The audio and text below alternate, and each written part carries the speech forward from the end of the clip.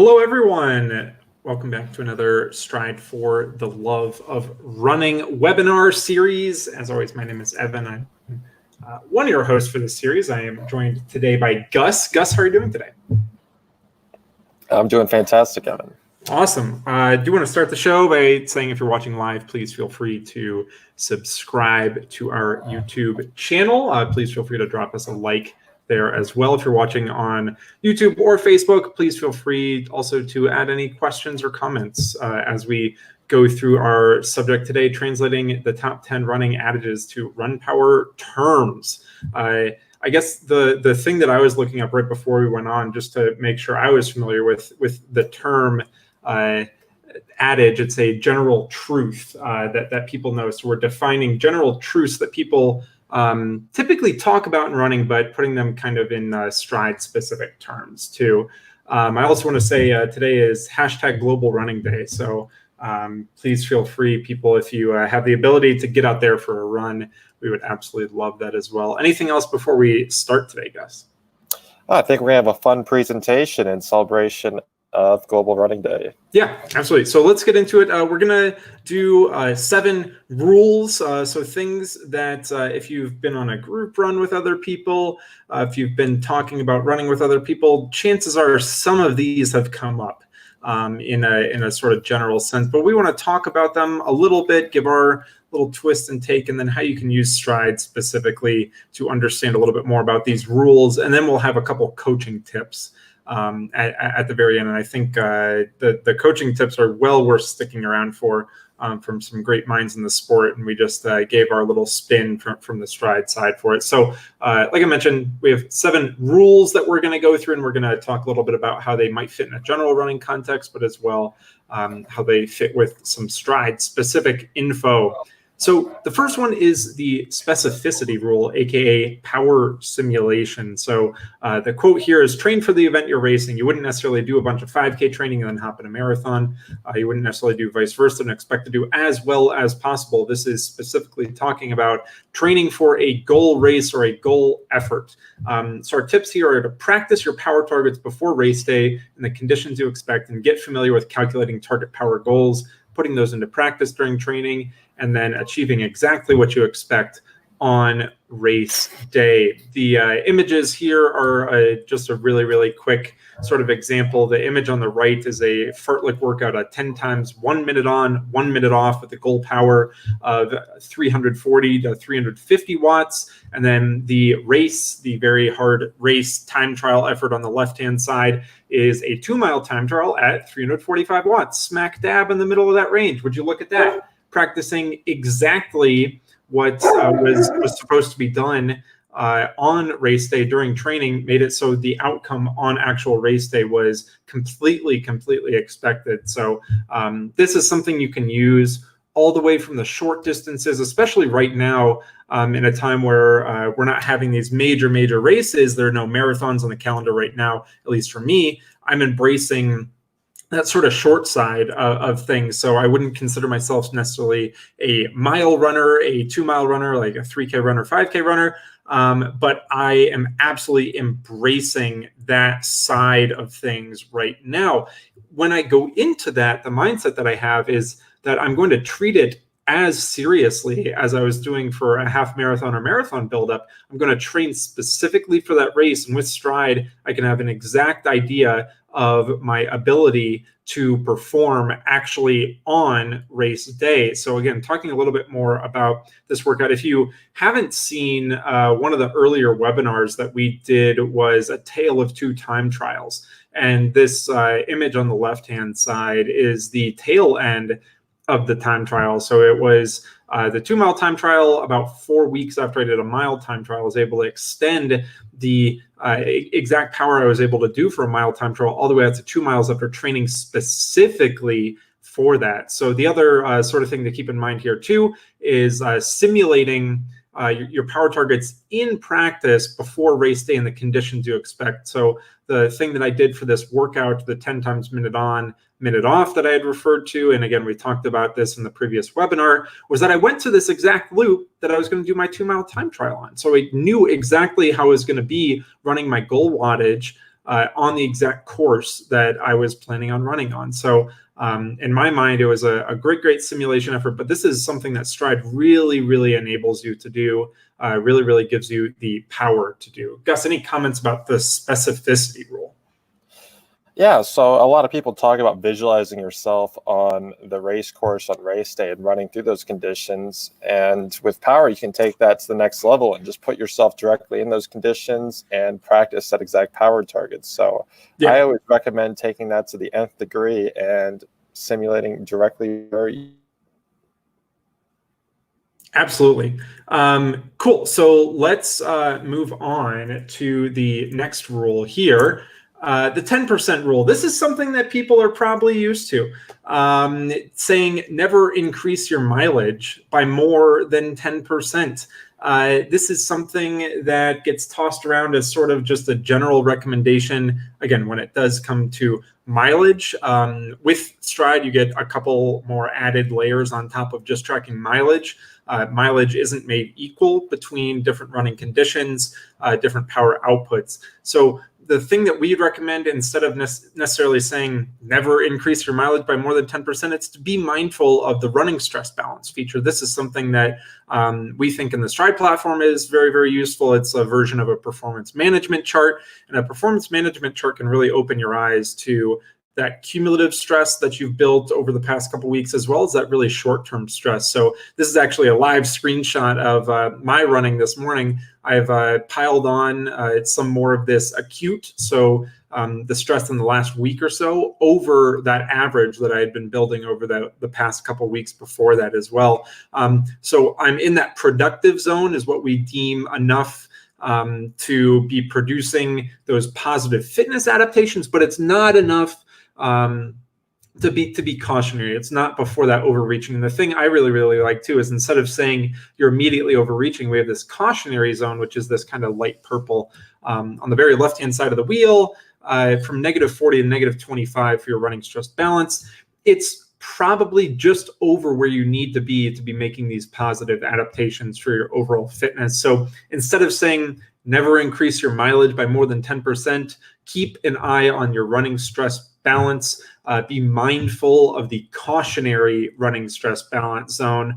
And it doesn't necessarily mean as soon as you dip into that you have to come straight out. It's just be mindful. Don't go too far left, too negative with that running stress balance. Gus, what are your thoughts and impressions overall about the cautionary zone, or the thing that a lot of people have probably heard of, the 10% rule? See, I think you made a great catch here, Evan. A lot of people think that you should just take the RSS and just directly remove the mileage word and put the RSS word in there, and never increase your RSS by more than 10%. And I think you correctly point out that that is not always the case. There is some flexibility, and that is why it's so important to pay attention to your RSB, because there is some flexibility. Sometimes you can go slightly more, sometimes slightly less, and there's really levels to that depending on your running intensity, how that relates to your overall training load, because when you factor in the RSS with the RSB, then you have training intensity and duration, balancing those two things.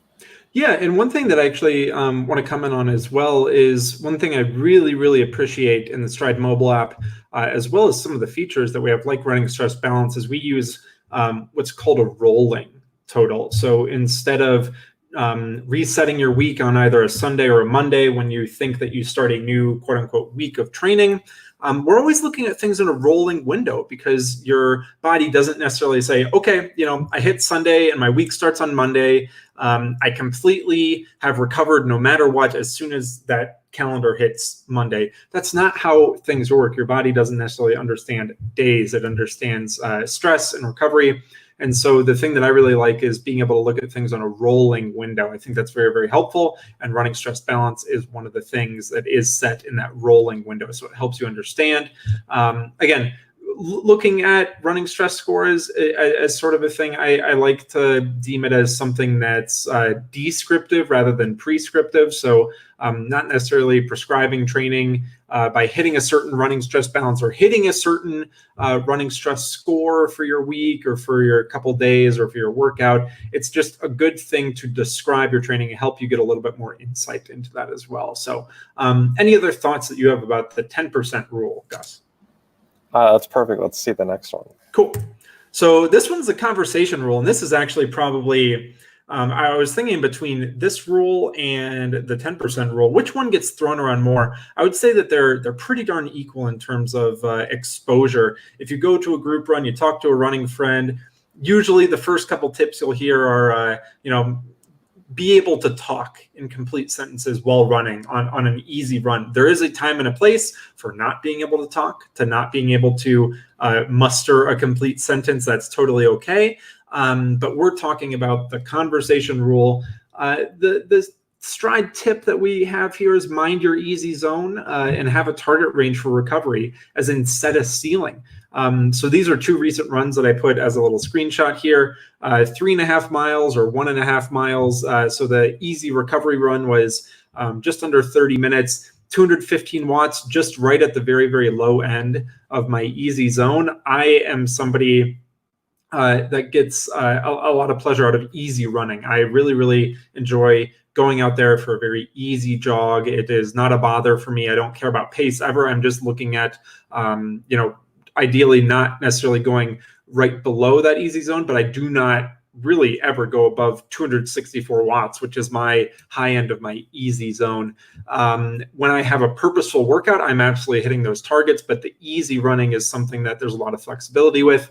And when we're talking about easy running, it's also in the context of maybe a warm-up. So for my warm-up, there's another example here, 217 watts for 1.5 miles. That was enough to get my body warmed up for the next stage of the workout. So being able to talk in complete sentences, you should be able to talk in complete sentences if you are within your easy zone. That is a thing that I have absolutely identified. I know the effort of for me, all the way up to the mid 260s for wattage. That's absolutely something where I can probably talk somebody's ear off about all things Stryd or all things Stryd metrics, all things running in general on a run.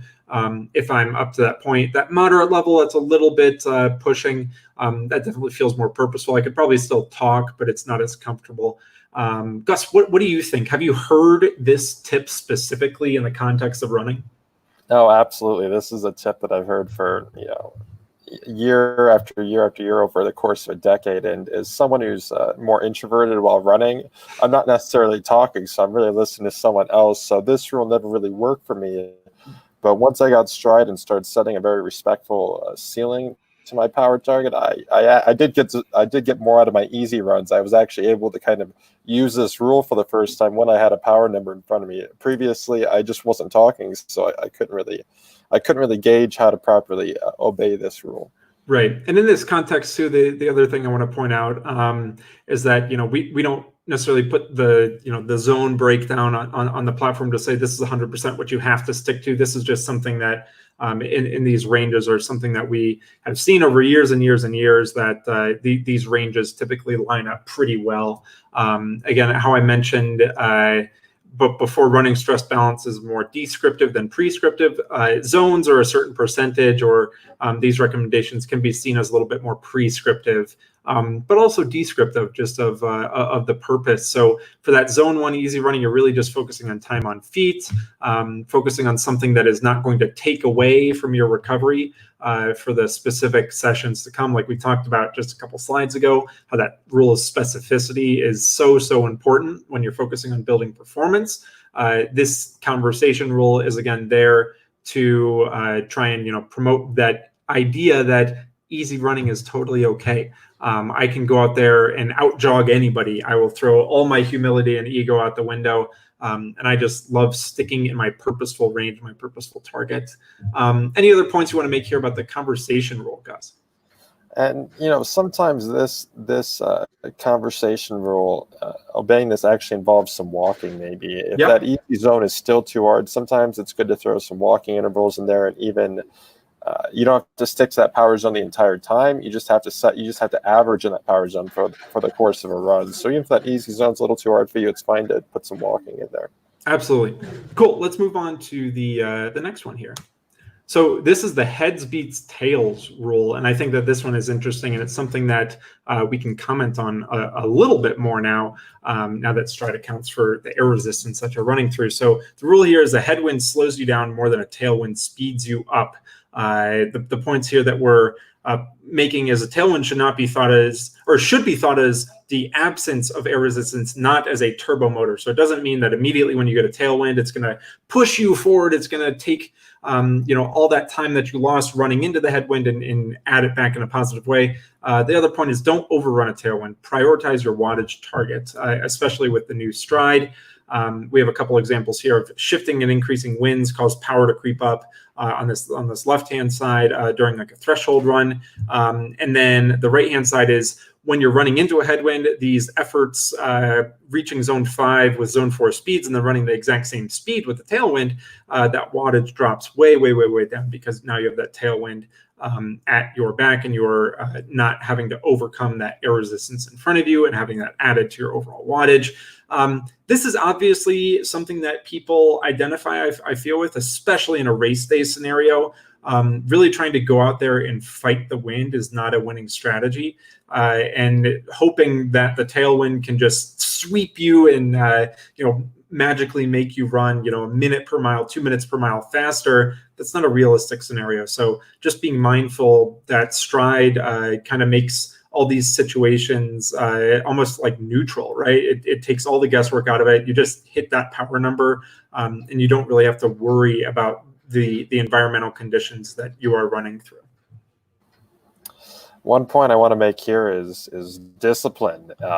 Exactly as you said over that first line, tailwind is the absence of air resistance and not a turbo motor. So you have to be extremely disciplined to know that even though the headwind's really making it difficult, that you're not just going to turn the corner and blast it. You're going to have to be disciplined and stick to that power target. Yeah, absolutely. Cool. Do you want to move on to the next one here? Yeah, let's see the next one.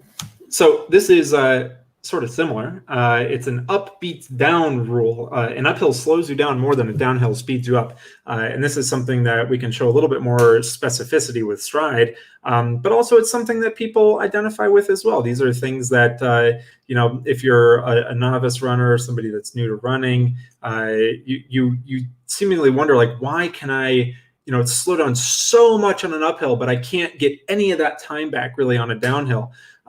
This is an example of a hill repeat, up and downhill repeat workout that I did, where the uphills I averaged 360 watts at 530 per mile. My LSS, I wanted to throw an LSS point in here for you, Gus, because I know how much you love talking about it. But the downhills, I was trying to run hard as well. So the downhills, I was able to hit 350 watts average, and average 410 per mile pace, but my LSS dropped almost a full unit here.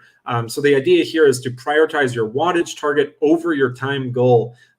This is more of a common thing when it comes to practical race day scenarios. Just again, we'll talk a little bit more about even pacing off of power a little bit later. But sticking to your power target and being mindful of your power target, especially on the uphills, will let you just keep that very, very even effort and get any of that potential time back. That's not something you worry about. You really worry about that even expenditure. So, Gus, do you have experience yourself? I know you've run the Boulder 10K, and that's a relatively rolling course. Do you have experience either on race day or in training of really acknowledging the difference between uphills and downhills? In the middle of a hard run, in the middle of a hard race, it's easy to start playing mind games with yourself. And that always happens to me during the Boulder. After running this race year after year, I've gotten better at managing those mind games, but it's always, I always go in with the air. I'm going to hit this certain mile split, and then I hit a downhill. I just know if I really push the downhill, I can still hit that mile split, but if you do that, it's just going to blow your legs up on those impacts from running fast downhill, exceeding the power target. That will be costly later in the race. So whenever you start playing mind games with yourself, you just always want to remember that final line we have there. Prioritize your wattage target over your time goal and everything else. Absolutely. And like I said, we're going to talk about that in just a little bit. So the next one here is the even pace rule, aka power pacing. So I mentioned we were going to talk about it in a little bit, and here it is. The best way to set a personal best is to maintain an even effort. This is something that people will tell you all the time, whether you're starting out running middle school or high school cross country, or you're running track, you're coming into running a little bit later in life, you're running some road races. Pacing at an even effort is going to be the best way to make sure you get everything out of yourself. If you start way too hard and then you crash and burn at the end, that is going to leave a sour taste in your mouth, and you're gonna leave the race feeling like you could have given more, and you don't want to leave any questions out there on the race course or out there in training even.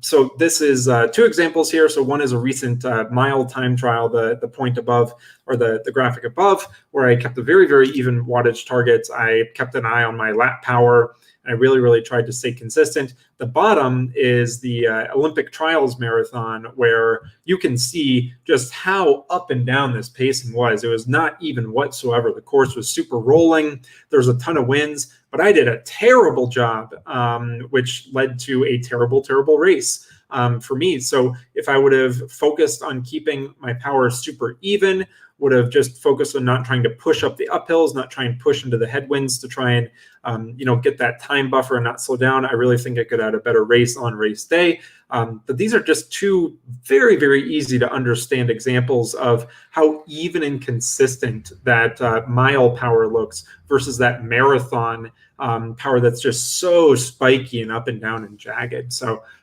Gus, you mentioned Boulder. When you typically target a race like that, so a hilly rolling 10K, or maybe even when we go to races like Boston, Chicago, New York, London, different races and stuff, what are your words of wisdom to people if they have apprehension to pacing with power and trying to hit a target? Wow, that's a great question, and I think that the apprehension has to come with a lot of baggage they've taken from past races, and that I always know that I run better uphills, so I'm going to follow this certain pace I have in mind for my uphill, and I know that maybe I run not so great downhill, so I'm going to run a slightly slower downhill, but they don't really have a real strategy in mind. It's just kind of it's a strategy. It's built off years of experience, but it's not necessarily the optimal strategy.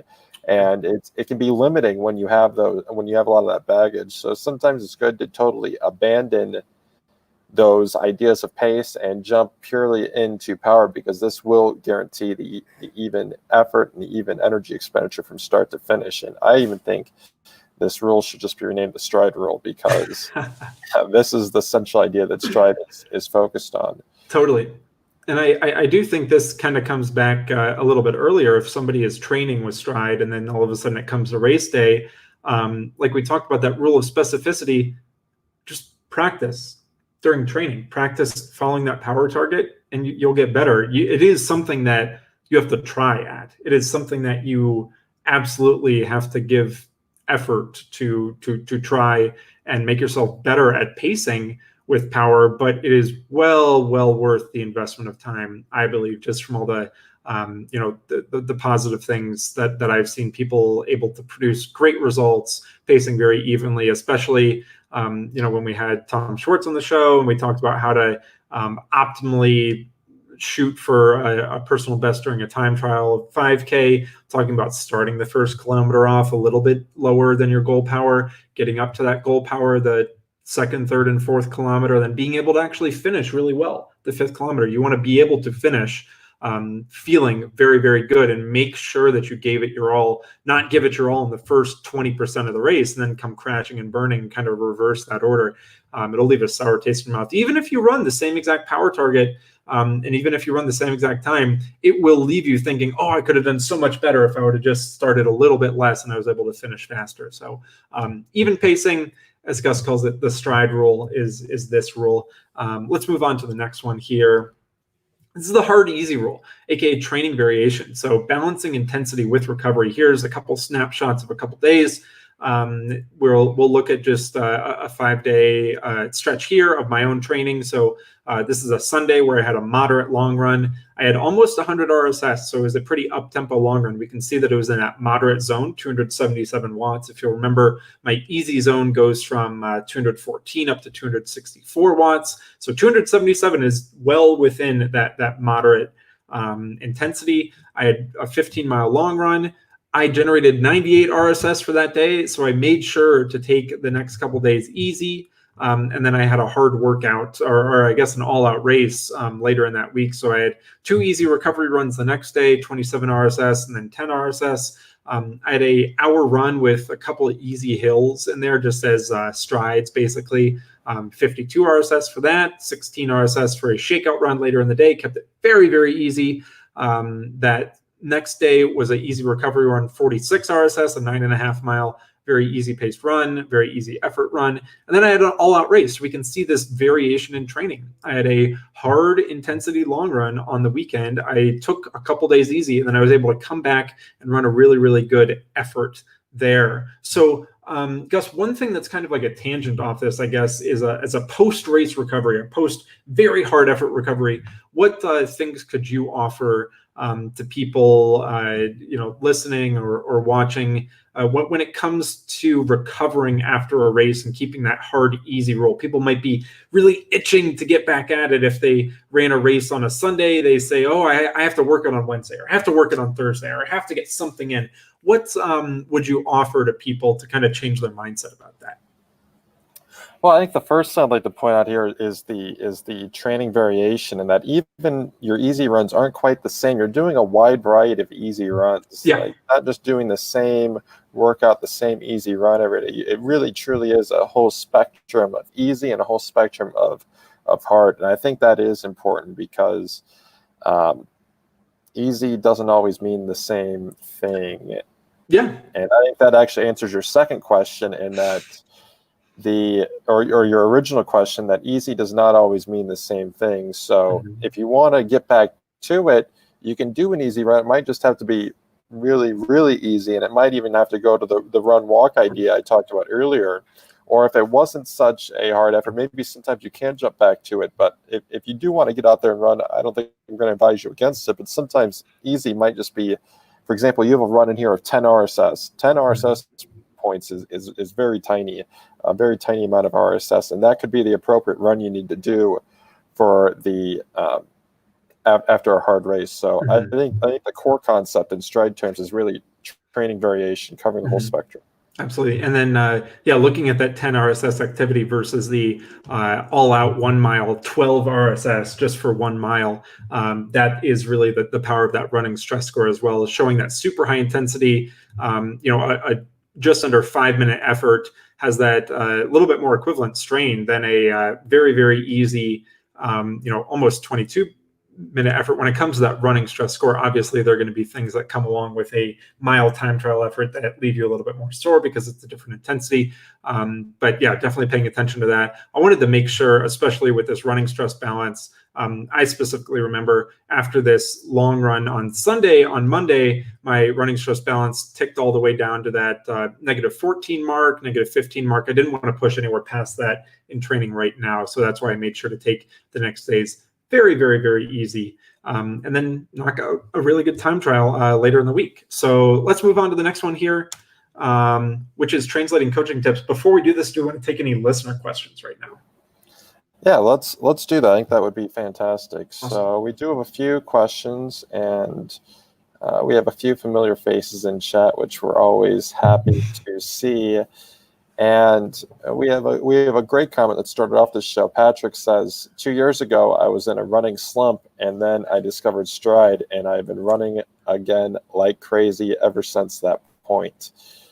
So that's fantastic news. And he had a follow-up question that says, the only problem I'm scratching my head on is that after 2 years of running a Stryd, there's a lack of documentation on setting a race power target. I've only found the standard critical power percentage table. So what guidance do we have for setting a race power target, Evan? Yeah, I think there's a couple great resources, and this is something that's always being added too. The first would be in the Stryd app. We have a power calculator there. The other thing that I would really, really highly suggest is looking at the Facebook community, the Stryd community on Facebook. There's a ton of great discussion about different power targets, different races.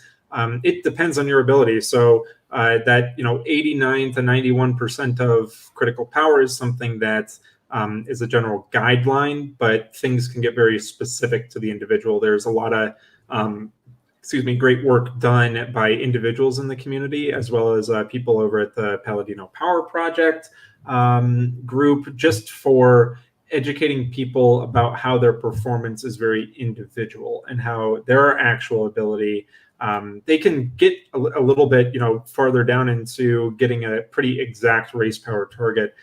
This is something we've been super excited to see people talk about while doing these time trials, especially if it's a shorter distance time trial. Even if it's a super long distance time trial, people are really taking, initiative into understanding more about those power targets. So those would be my suggestions, at least right now. And we're really excited to continue working on things, from our end, and providing a little bit more education about what goes into a race power target and how somebody can understand that as well. Here is a question from Krister Berg, and Krister says that he starts out in a easy zone for both heart rate and power. Mm-hmm. He's got both his heart rate zones and his power zones, and they're both easy at the start of the run. And he actually sticks to that easy power zone for his run. And 5 miles into the run, however, his heart rate is now up in zone 2, while his power is still in zone 1. So how does a runner deal with that when they have heart rate zones and power zones, and the heart rate zone disagrees with the power zone? Yeah, again, I think this is going back to what we had talked about just before when we were talking about zones, is that you can have a zone A, B, C, D, E, F, G, X, Y, Z, zone 1A, zone 36B, whatever, right? You can have all these different zones. If they don't line up exactly, that's probably because whatever the percentages are, whatever the calculations are there are not the exact same thing. That's okay. For my mindset specifically, I don't personally train with heart rate. It's not something that I look at. For my own stuff, I know that it's very, very subject, especially being here at altitude, to am I hydrated enough? How's the weather? Did I start my run way too late and now I'm being cooked in the sun? And so, maybe even if my heart rate actually is 100, or it's in zone 2 or zone 3, is my method of heart rate data collection actually working? So is my optical heart rate monitor on my watch actually working? I'm not using a strap. All those things go into it. Specifically for this, the thing that I could really only recommend from the Stryd side is just pay a little bit more attention to how you feel and how that training is going when you are looking at those specific sort of zones. For zone 1, it should feel like you're able to maintain a conversation. It should feel like easy running. If your heart rate zones disagree, maybe it's time to do a max heart rate test, or check the efficacy of your heart rate data collection, and then maybe understand a little bit more about what the heart rate zones are actually trying to describe there, as well, as what I would say. Yeah, what I'd add, you kind of hit on it perfectly, Evan. Is why is the heart rate responding the way it is? If your intensity is staying perfectly even and you are in zone 1, why did your heart rate respond like that? That's why you're using a heart rate monitor along with the power target. If you're only interested in keeping even intensity, you just follow the power target. You're using the heart rate as a complement to that to see why your body is responding to the power the way it is.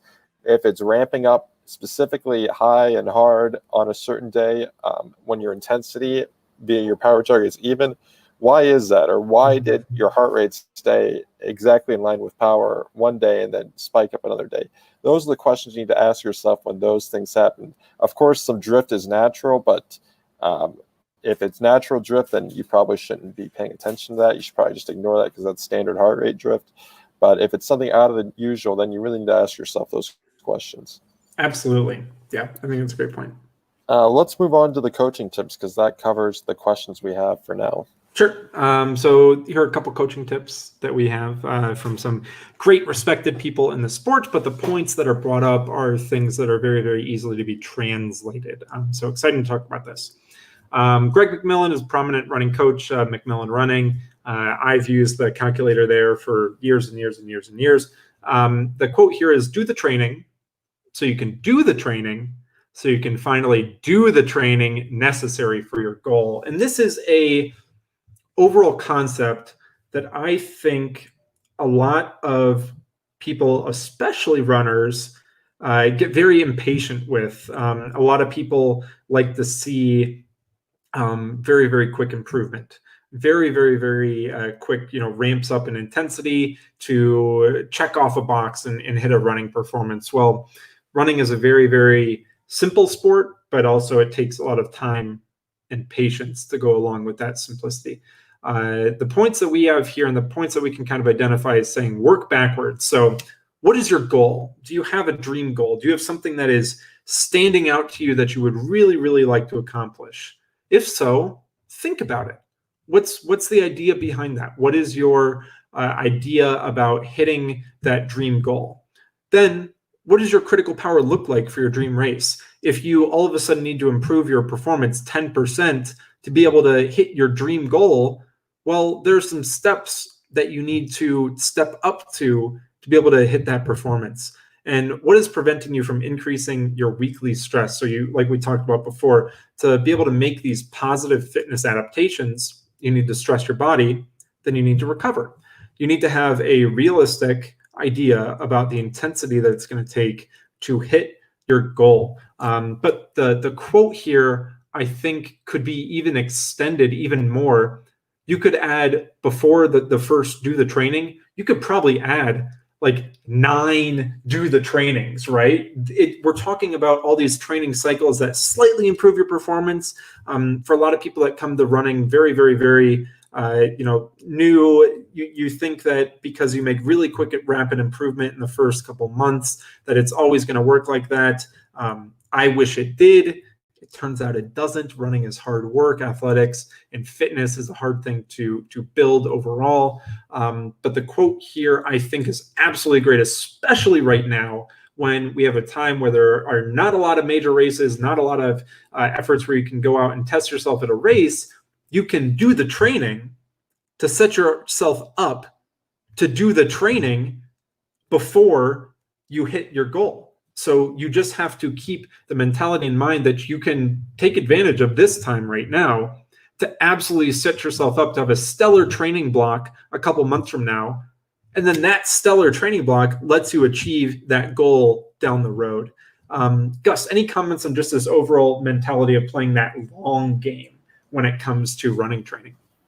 Well, I like to look at the My Training chart, and we see 2 things inside of the My Training chart. We see the yellow bars, and we see the red and green arrows. So the yellow bars are the weekly stress, and the red and green arrows are increases and decreases in critical power. So you have a balance here. As you reach a certain critical power, it's going to be higher. It's going to be harder to maintain those higher stresses because it's hard to accumulate stress points as your critical power rises. So then you need to get more used to accumulating stress points at that critical power. And you need to start building that. Once you accumulate enough stress points at that critical power, then you can expect your critical power to go up again. So it is a balance between fitness and training load, and you need to methodically work on both of these so you can finally reach the goal. And that's how I translate McMillan's quote here. I translate it in terms of the My Training chart. Absolutely. I think that's a great point. I just love this quote. I think I've said this in a couple webinars, put it on a t-shirt or something. I think this is a really, really good quote just to help people remember that, it's a long game. You just have to keep the long-term goals in mind. Let's go on to the next point here. Tim Broe is a coach of the Saucony Freedom Track Club, and he's a 2004 Olympic runner. I believe he's a steeplechaser. Don't be afraid to run fast in practice. In this specific context, the article, and this is coming from our friends at Podium Runner. These quotes, we'll definitely put a link down in the description so you can see all the quotes. There are a couple more quotes from different coaches that offer a ton of great advice. We just thought these were the ones that were most applicable to the situation we can talk about. Don't be afraid to run fast in practice. That doesn't mean necessarily sprint all the time, run super fast all the time, but don't be afraid of it. Specifically right now, we're seeing so many people, and it makes us so happy to see people out there running hard, trying to do these test efforts in training. And we're just so excited to see people going after personal bests and hard efforts in practice, in training. So this quote kind of goes along with the mindset that it's okay to go out and try and run a time trial in practice. It is okay to try and run fast in practice. You should not be afraid, and take it from somebody that's an expert in the sport. Don't be afraid to run fast in practice. Gus, what are your comments on not being afraid to run fast in practice? Because I'm not sure if a lot of people know, but you have practice running fast in practice. Yeah, so there's always the thought that I'll just save my best performance for race day. And sometimes that's true, but you can't take that to the extreme. You just can't say, I'm just going to save. You just can't keep putting it off and keep kicking the can down the road and just say, I'm just going to save the best performance for race day. Yep. This goes back to one of our earlier points in that you should be practicing your race power target in practice, so you're actually ready for when the time comes. You've been through the motions before. If you haven't been through the motions before, you might get there, you might not. Right. Totally. Cool. Let's move on to the next one here. This comes from Ben Rosario, head coach of Northern Arizona Elite. Ben's a great guy. This is a great quote.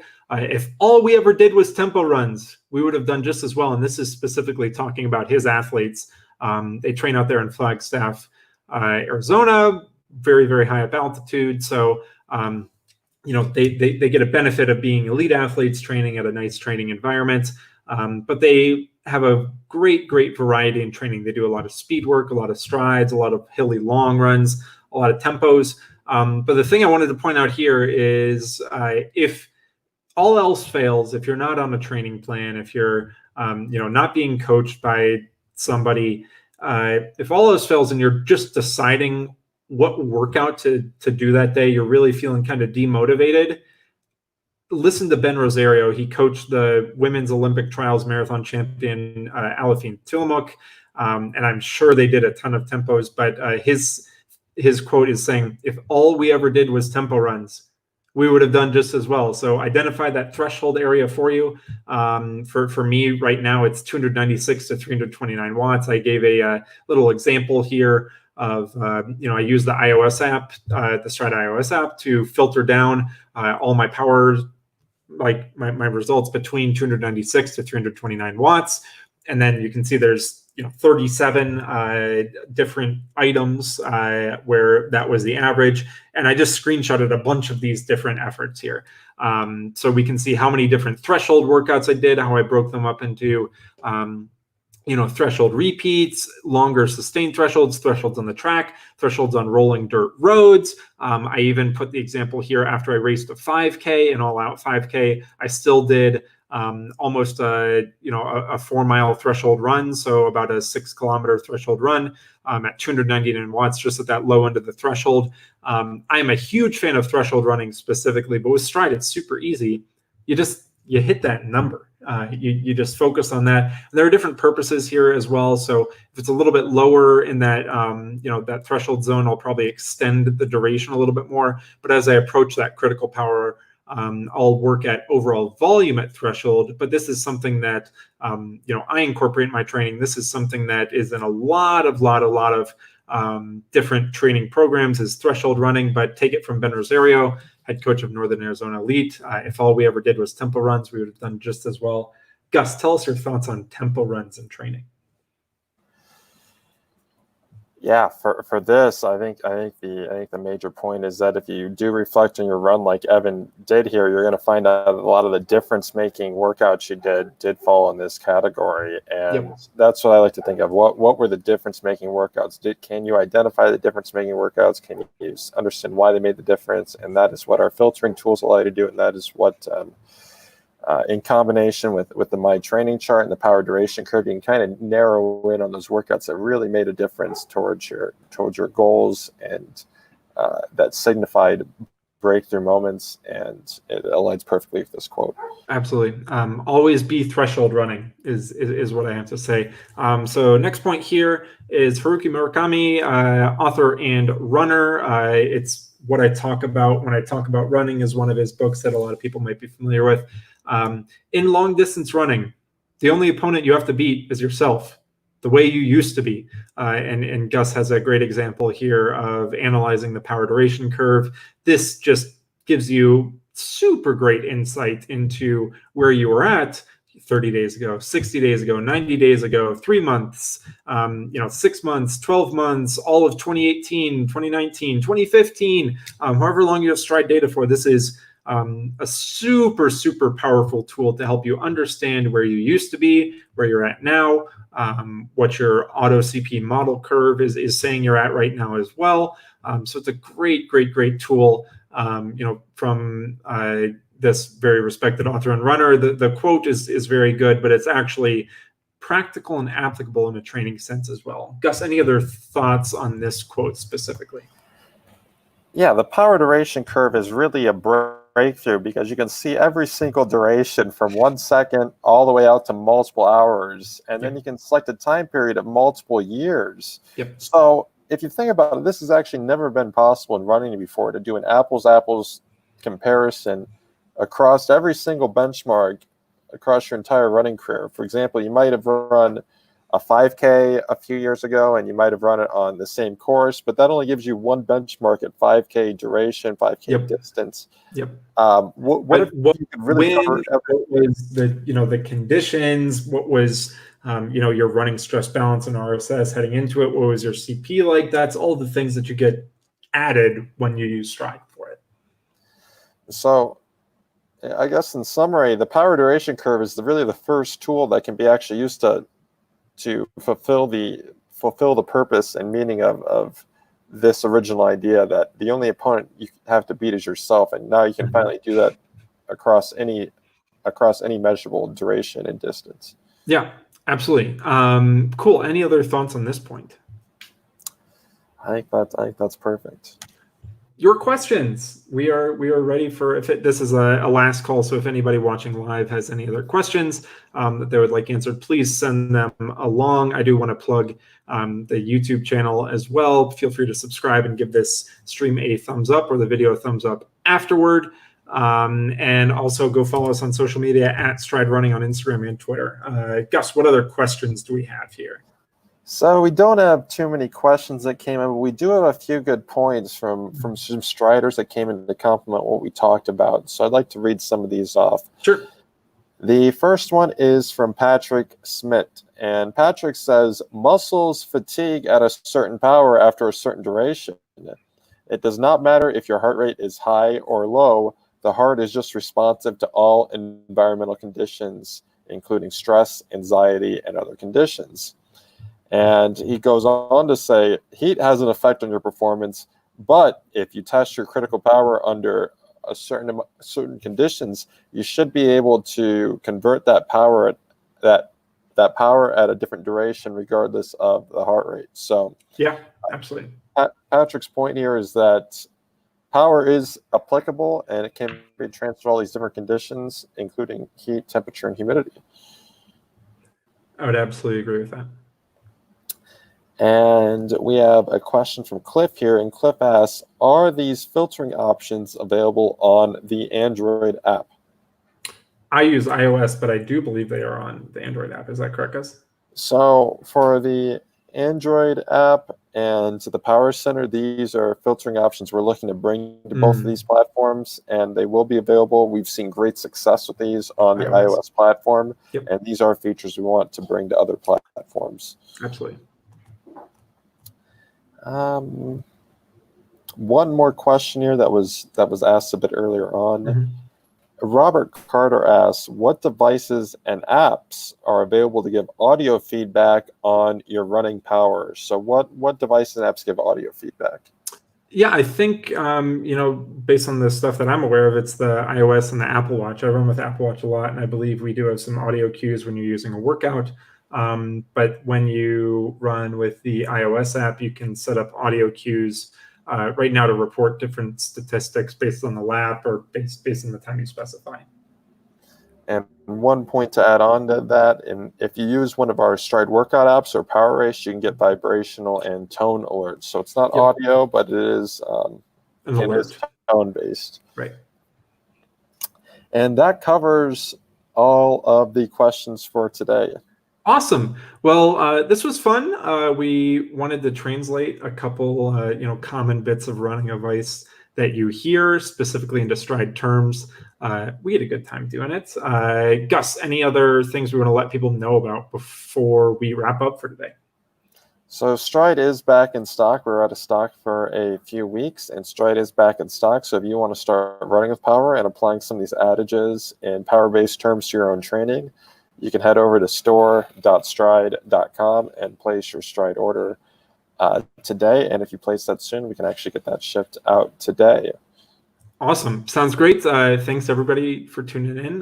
We'll be back next week. If you want to hear who the guests are and get a reminder, please feel free to sign up for the email reminders for the For the Love of Running series as well. Otherwise, we will be back next week with another stream. Hope everybody's staying safe and healthy and running well. We will see you later. Bye-bye. Bye-bye.